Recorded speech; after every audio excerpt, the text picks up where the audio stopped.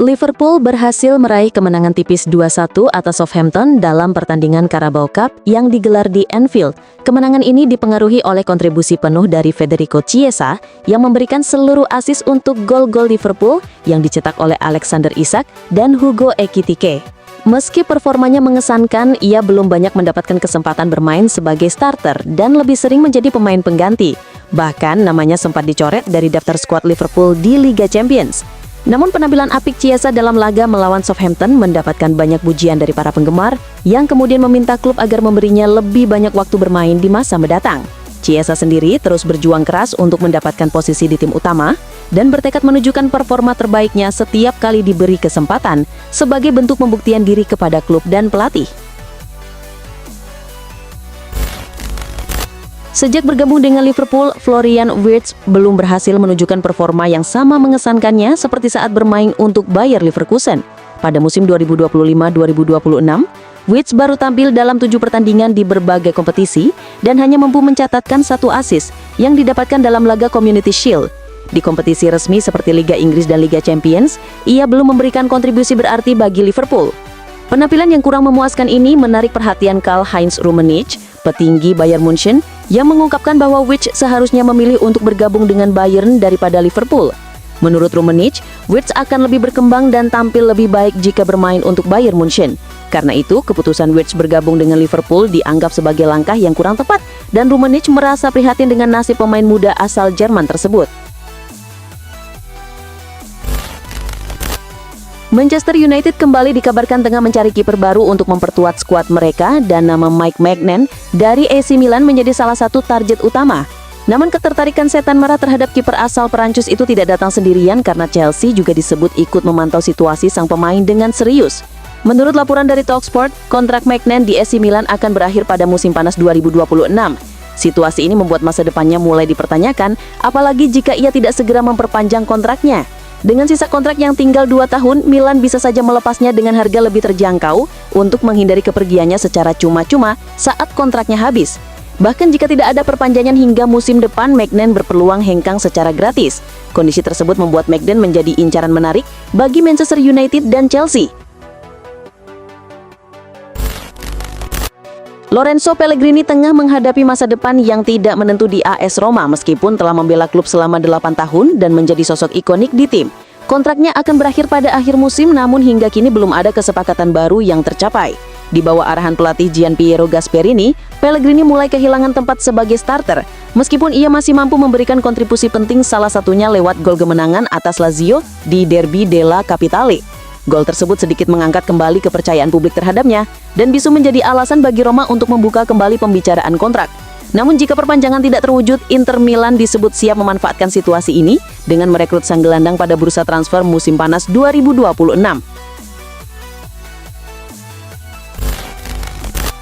Dalam kemenangan Arsenal atas Port Vale di ajang Carabao Cup, muncul momen menegangkan ketika Bukayo Saka harus ditarik keluar lebih awal usai mendapat tackle dari pemain lawan. Kejadian itu langsung memicu kekhawatiran di kalangan fans yang takut Saka mengalami cedera baru. Namun pelatih Mikel Arteta segera memberikan klarifikasi usai laga, memastikan bahwa tidak ada masalah serius dengan kondisi sang pemain. Ia menjelaskan bahwa pergantian Saka sudah direncanakan sebelumnya sebagai bagian dari strategi rotasi tim. Arteta menegaskan bahwa Saka hanya dijadwalkan bermain selama 60 menit demi menjaga kebugarannya, mengingat ia baru pulih dari cedera dan perlu penyesuaian fisik. Ia juga menambahkan bahwa beberapa pemain inti lainnya diganti lebih awal karena pertimbangan serupa. Marcus Rashford secara mengejutkan tidak dimasukkan ke dalam skuad Barcelona saat menghadapi Getafe dalam lanjutan Liga Spanyol akhir pekan lalu. Keputusan ini menimbulkan tanda tanya besar di kalangan pendukung, mengingat Rashford tampil sangat impresif hanya beberapa hari sebelumnya dengan mencetak 2 gol dalam kemenangan atas Newcastle United di Liga Champions. Belakangan terungkap bahwa pelatih Hansi Flick mencoret Rashford karena ketidakdisiplinannya, yakni datang terlambat pada sesi latihan menjelang laga.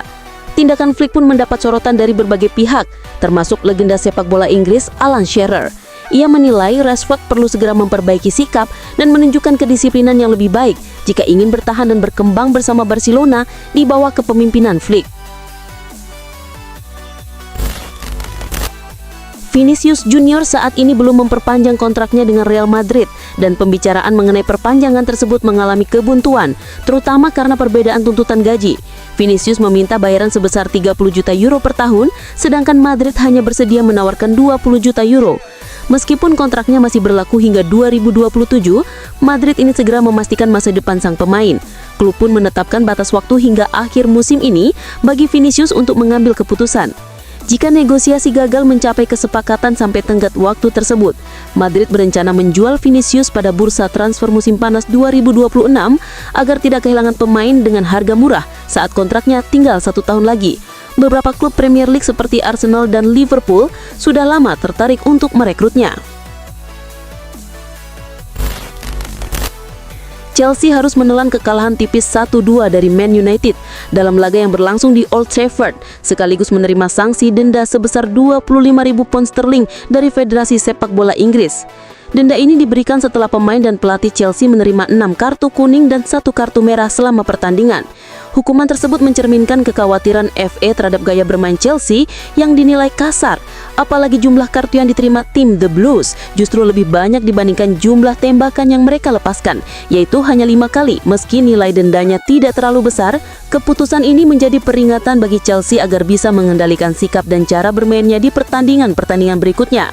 Selain itu, kekalahan ini menjadi pukulan ganda bagi Chelsea karena harus menerima hasil buruk di lapangan sekaligus konsekuensi dari tindakan mereka di luar permainan. Liverpool sedang menyusun rencana jangka panjang untuk mencari pengganti Mohamed Salah yang kontraknya berakhir pada 2027. Meskipun Salah masih menjadi andalan, usianya yang semakin menua membuat klub mulai mencari penerus sejak dini. Salah satu nama yang masuk radar adalah Michael Olise, winger muda Bayern Munich. Dalam 2 musim awalnya di Bundesliga, Olise mencetak banyak gol dan assist, menarik perhatian klub-klub besar Eropa, termasuk Liverpool. Namun upaya The Reds diperkirakan tidak akan mudah, sebab Bayern Munich sedang mempersiapkan perpanjangan kontrak untuk Olise, meski kontraknya masih berlaku hingga 2029. Langkah ini diambil karena klausul pelepasan pemain asal Perancis itu akan aktif pada 2026. Bayer ingin mengamankan masa depan Olise dan mencegah kepergiannya. Bagi Liverpool, situasi ini menjadi hambatan besar karena target utama mereka bisa semakin sulit untuk didapatkan. Kedatangan Hansi Flick ke Barcelona pada musim panas 2024 membawa perubahan signifikan, baik dari segi performa maupun budaya tim. Selain sukses membawa klub meraih treble domestik, Flick juga memperkenalkan standar disiplin tinggi yang menjadi fondasi utama dalam membangun mental juara. Salah satu aturan penting yang ia terapkan adalah kewajiban semua pemain hadir 1,5 jam sebelum sesi latihan dimulai, tanpa terkecuali. Siapapun yang melanggar langsung dicoret dari daftar pemain utama. Baginya, disiplin waktu adalah wujud profesionalisme dan bentuk penghormatan terhadap tim. Contoh nyata dari kebijakan ini adalah Marcus Rashford, yang meskipun tampil brilian di Liga Champions, tetap dicadangkan pada laga berikutnya karena datang terlambat ke sesi pemanasan. William Saliba, bek utama Arsenal yang berusia 24 tahun, baru saja menandatangani kontrak baru berdurasi 5 tahun setelah kontraknya sebelumnya tinggal 2 tahun lagi. Meskipun sempat menjadi incaran beberapa klub besar Eropa, termasuk Real Madrid, Arsenal berhasil mempertahankan aset berharga mereka. Perpanjangan kontrak ini sangat krusial bagi pelatih Mikel Arteta untuk menjaga stabilitas dan konsistensi pertahanan tim. Kombinasi Saliba dengan Gabriel Magalhaes memberikan keseimbangan dan kekuatan di lini belakang yang sangat dibutuhkan Arsenal. Dengan jaminan kehadiran Saliba dalam jangka panjang, klub berharap dapat terus mempertahankan performa stabil di Premier League, sekaligus memperkuat ambisi mereka untuk bersaing di level tertinggi kompetisi Eropa, yakni Liga Champions. Gary Neville memberikan kritik tajam terhadap taktik Mikel Arteta yang dianggap terlalu konservatif setelah Arsenal bermain imbang 1-1 melawan Manchester City. Neville menyoroti penggunaan formasi defensif dan keputusan mencadangkan pemain kunci seperti Bukayo Saka dan Eberechi Eze yang dianggap bisa menimbulkan keraguan dan berdampak negatif pada mental tim. Kritik ini sudah menjadi pola berulang dalam pendekatan Arteta saat menghadapi pertandingan besar. Di sisi lain, Arteta membela strateginya dengan menunjukkan bahwa Arsenal mampu menguasai bola hingga 68% melawan tim kuat asuhan Pep Guardiola. Meski demikian, Neville menilai penguasaan bola saja tidak cukup, tanpa keberanian untuk bermain lebih ofensif dan mengambil resiko demi meraih kemenangan. AC Milan akan menghadapi tantangan berat di awal musim Serie A 2025-2026 dengan jadwal pertandingan melawan Napoli pada Giornata kelima yang akan berlangsung di San Siro. Pertarungan ini diperkirakan akan sangat sengit, namun Milan mendapatkan kabar baik dengan kembalinya Rafael Leao, salah satu pemain kunci mereka yang sudah pulih dari cedera.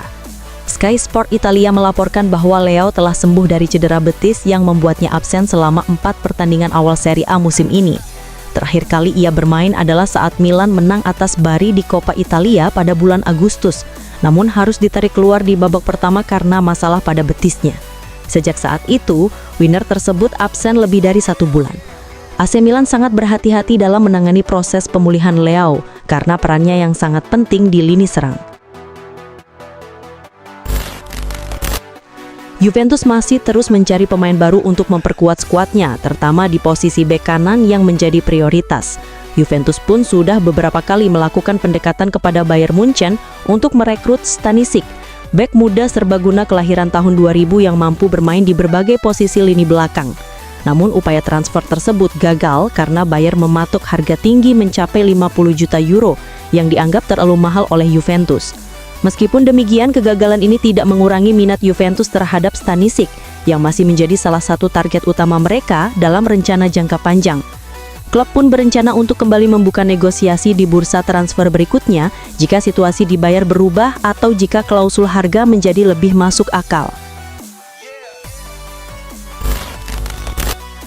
Pada musim panas lalu, Real Madrid kehilangan sosok penting di lini tengah mereka setelah Luka Modric memilih pindah ke AC Milan.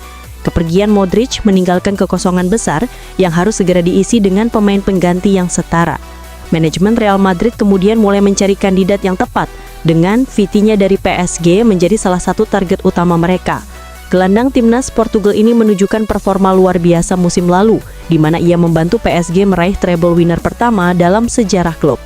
Selain itu, Vitinha juga berhasil meraih posisi ketiga dalam penghargaan Ballon d'Or 2025, mengukuhkan dirinya sebagai salah satu gelandang terbaik dunia saat ini. Berkat rekam jejak yang mengesankan tersebut, Real Madrid sangat berminat untuk mendatangkan Vitinha sebagai pengganti Modric di lini tengah mereka.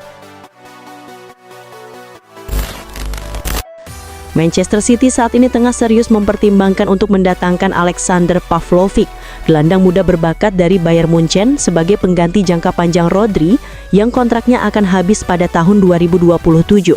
Meskipun Pavlovic baru saja pulih dari cedera serius yang membuatnya absen beberapa bulan dan masih terikat kontrak hingga 2029 dengan klub Jerman tersebut, performa serta potensinya yang luar biasa berhasil menarik perhatian Pep Guardiola.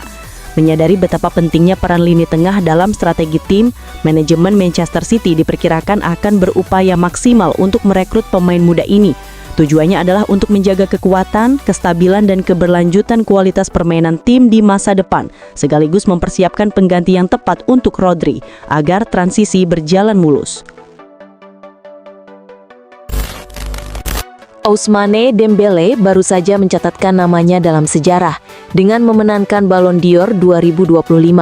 Prestasi ini menjadikannya pemain Prancis ke-6 yang berhasil meraih penghargaan bergengsi tersebut, meneruskan tongkat estafet dari Karim Benzema.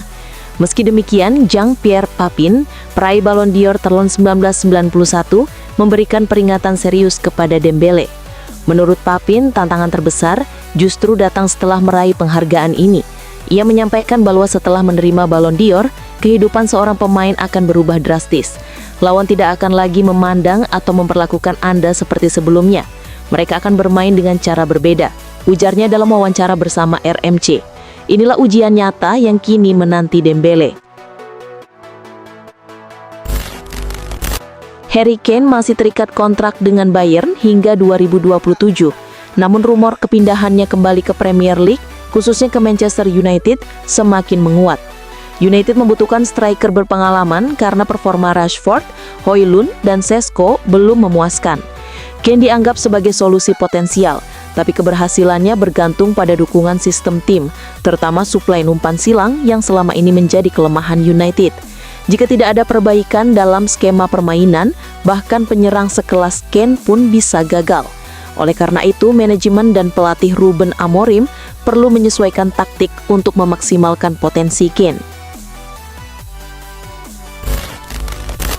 Ryan Gravenberch menunjukkan perkembangan yang sangat menjanjikan bersama Liverpool di awal musim Premier League 2025-2026. Ia mencuri perhatian dalam laga derby Merseyside melawan Everton dengan mencatat 1 gol dan memberikan 1 assist yang berperan besar dalam kemenangan 2-1 Liverpool.